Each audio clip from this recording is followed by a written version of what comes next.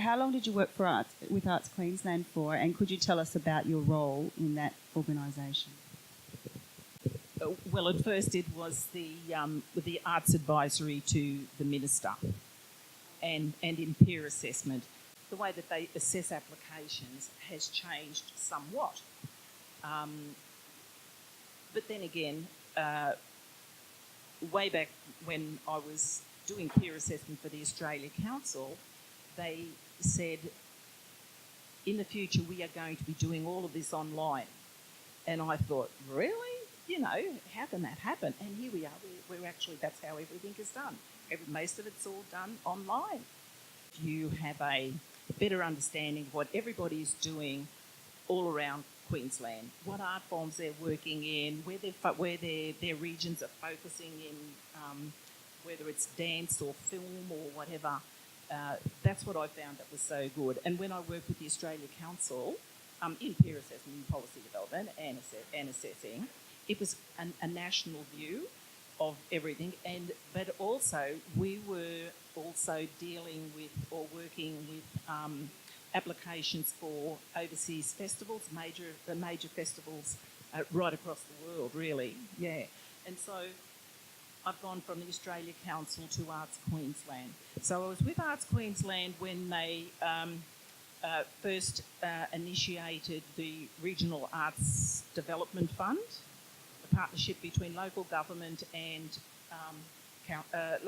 Arts Queensland, and then with the establishment or the initiative of the variation of IRADF, Indigenous Regional Arts Development Fund, that is the variation of RADF, because those particular places were not local government then, but they are now. My industry experience is a qualified chef. I'm a C-class butcher. I've worked at a roadhouse, pumping petrol. I've looked after people's children. I worked in a laundromat. I looked after 26 nuns. So by the time I got to 40, I thought, righto, I'm going to have a sea change. About that time, while I was having a sea change, there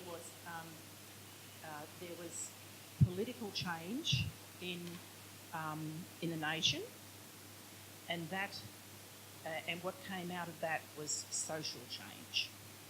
What we found is that Aboriginal people were now being welcomed into education and training, so therefore a lot of our younger people were now being able to work behind the counters in banks and everything. So, and then that's when the Cairns College established a course for Aboriginal and Islander people, and the student rate there at the time was around about 90% Indigenous.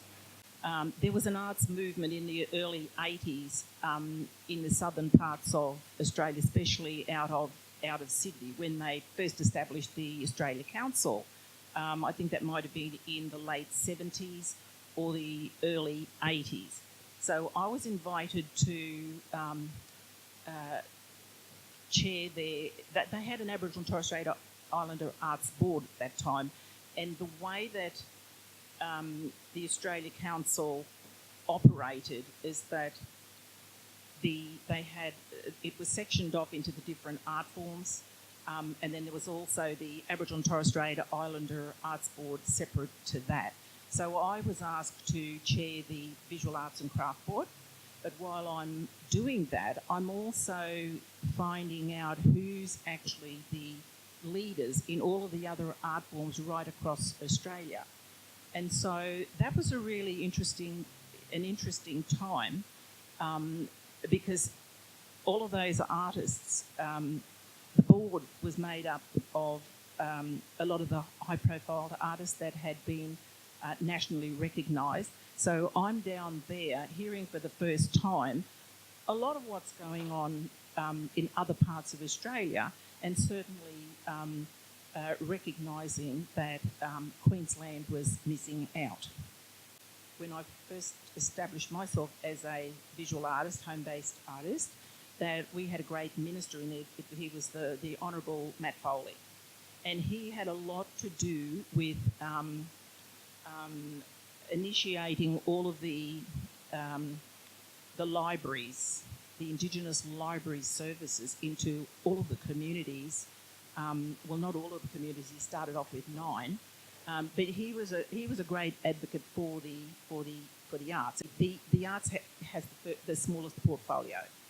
It is usually tacked onto another portfolio, and that's why I think that we don't have a voice that is as loud as we can have it. We've always been tacked onto another minister's portfolio, you know, and it shows. It shows when if we're part of education and training, or arts and innovation, or we keep changing, and that makes it really difficult, because the arts then, how I've understood it, has really taken more of a focus on the larger portfolio. So when we're tacked onto education, what you will see is a lot of our programs that were coming out of Arts Queensland was about education. When it was training, the whole emphasis in the arts was about training.